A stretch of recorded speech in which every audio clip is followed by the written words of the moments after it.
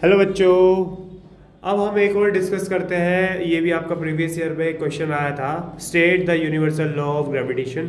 देखो बच्चे, इसका तो आपकी बुक में भी आंसर है, अब बुक में भी स्टेटमेंट है, बट मैं आपको एक इस तरीके से बताऊंगा कि आपको इसको रटने की ज़रूरत नहीं पड़ेगी। अगर आप ग्राफिकली मेथड ही आप याद रखोगे, मतलब डायग्राम के थ्रू ही आप याद रख सकते हो।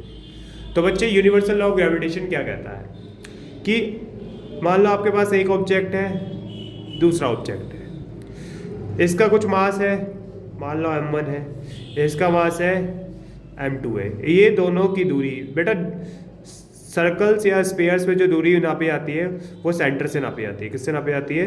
सेंटर से। ठीक है बेटा, ठीक है। अच्छा, तो ये क्या कहता है?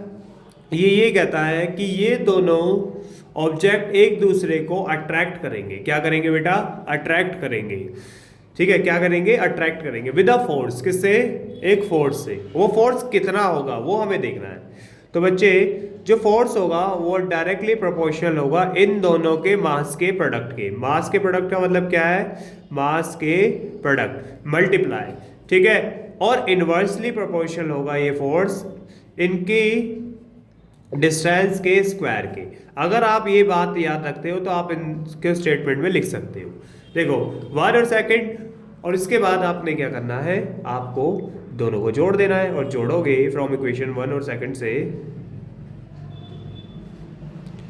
ठीक है, क्या आएगा? m1 m2 upon D square आएगा, ये आएगा। अब क्या करना है आपको? ये प्रोपोर्शनैलिटी का साइन हटाना है। क्या हटाना है बेटा? प्रोपोर्शनैलिटी का, जो प्रोपोर्शनल है इसका साइन हटाओगे। जब ये हटता है तो एक कांस्टेंट आता है हमेशा, चाहे कहीं भी हो।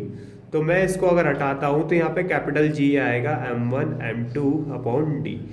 ये यूनिवर्सल कांस्टेंट होती है इसकी वैल्यू। यूनिवर्सल, इसकी वैल्यू कितनी होती है? इसकी वैल्यू होती है 6.673 इंटू 10⁻⁻11 न्यूटन मीटर का स्क्वायर पर किलोग्राम स्क्वायर। अब बेटा देखो, ये अगर आप याद रखते हो, अगर आपको ये याद है तो स्टेटमेंट लिखने में कोई जरूरत नहीं, वो ज़्यादा वो नहीं है। तो देखो बेटा, इसको कैसे लिख सकते हो? दिस लॉ स्टेट्स दैट, इतना तो लिख लोगे। ये लो, ये कहता है एवरी ऑब्जेक्ट, देखो हर एक every object in this universe, इस पूरी दुनिया में अट्रैक्ट्स, क्या करता है? अट्रैक्ट्स करते हैं विद द फोर्स। किससे? विद द फोर्स जो डायरेक्टली प्रोपोर्शनल होता है, विच इज डायरेक्टली प्रोपोर्शनल। क्या बेटा? प्रोपोर्शनल को PROP से लिखा रही है, प्रोपोर्शनल टू द किसके? Their product, which is directly proportional to the product of their masses. किसका बेटा? मासेस। किसका? मास। एंड इनवर्सली प्रोपोर्शनल होता है, एंड इनवर्सली क्या होता है बेटा? प्रोपोर्शनल होता है किसके? इनवर्सली प्रोपोर्शनल होता है किसके?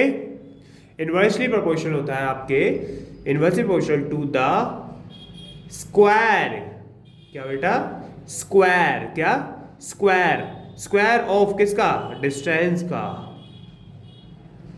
ठीक है, स्क्वायर ऑफ डिस्टेंस किसकी? किन दोनों के बीच की? बिटवीन देम, इन दोनों के बीच। इसमें देखो कितना सिंपल है। अच्छा बच्चे, समझ आए बात या नहीं? कोई डाउट?